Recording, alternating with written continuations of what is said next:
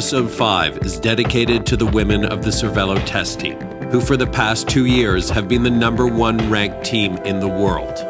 And while media coverage may pale in comparison to men's cycling, professional women's cycling is brimming with talent and passion. After the tour, we headed to VÅRGÅRDA, Sweden, where the women are defending champions in the team time trial, and will try to better last year's second-place finish in the road race. But it's a different group here this time around. And while the rain has been anything but welcoming, the forecast is calling for more to fall on race day. So the team take to the course to get a feel for what lies ahead. Besides the weather, a last-minute shake-up in the roster sees Emma Pooley coming on board to fill a void on the team. A super strong rider, she's one of the best time trialists in the world. But her size poses some challenges in this particular discipline.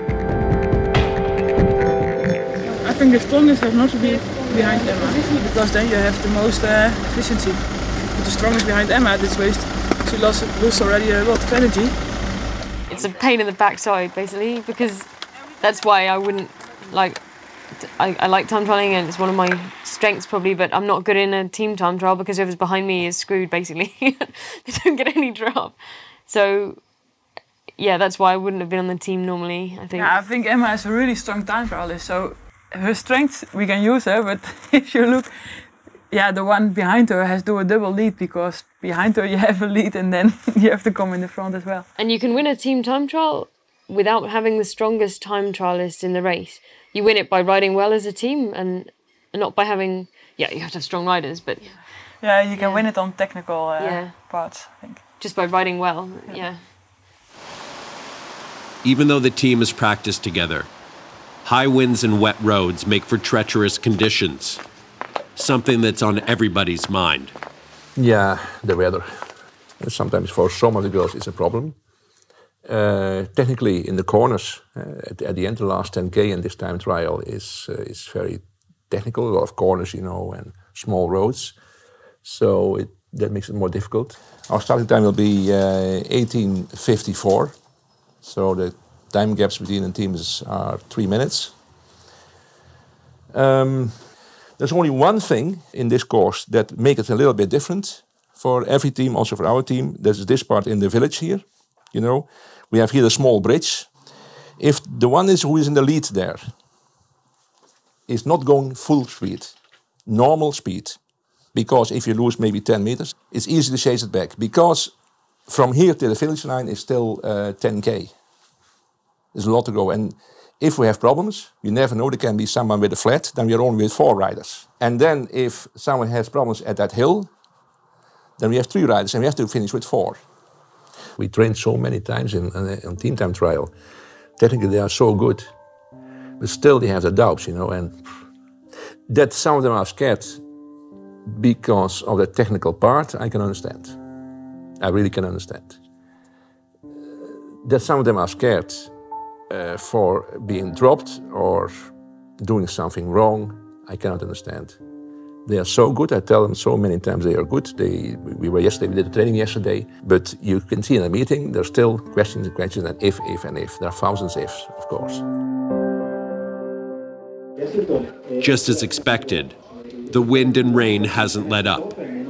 But being the second-last team to go will give them an advantage, allowing Ehan to compare their time splits to everyone else, except their biggest rivals, HTC Columbia, who are last to go. And Ehan won't be able to determine just how fast they're going until a couple of checkpoints in.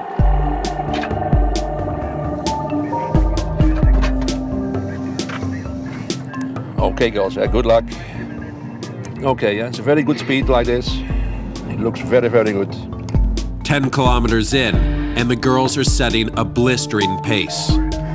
We are almost 1 minute ahead of Colombia, 1 minute almost, 55 seconds. But before they even hit the halfway point, there's a problem. Ho, ho, ho, ho, ho, ho, ho, ho. We lost Sarah. As Sarah loses contact with the team, they must push ahead without her. We're very close to the finish. And we're doing very, very well. Yeah, very, very strong. Come on, girls. Very good, very good, very good. 2K to go, less than 2K to go. In the closing kilometers, Emma also finds herself falling off the back, leaving the minimum number of riders barreling full speed to the finish line. Come on, team. We are with 4 riders now. We go full speed now, eh? Full speed. Come on. As the remains of the team hit the finishing straight, it's a group of 4 who will roll in together. Enough riders to stop the clock, putting them over a minute ahead of their closest competitors, which is enough to clinch the win. Hier, super. Even gaan huggen. Geweldig. Snel eruit. The first hug in my life. Hug. First hug here. The first hug.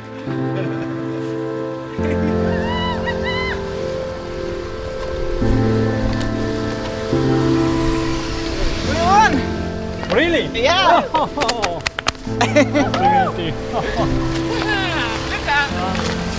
I'm so sorry. Hey, super good. Hey, you did a turn. You were fast at the start.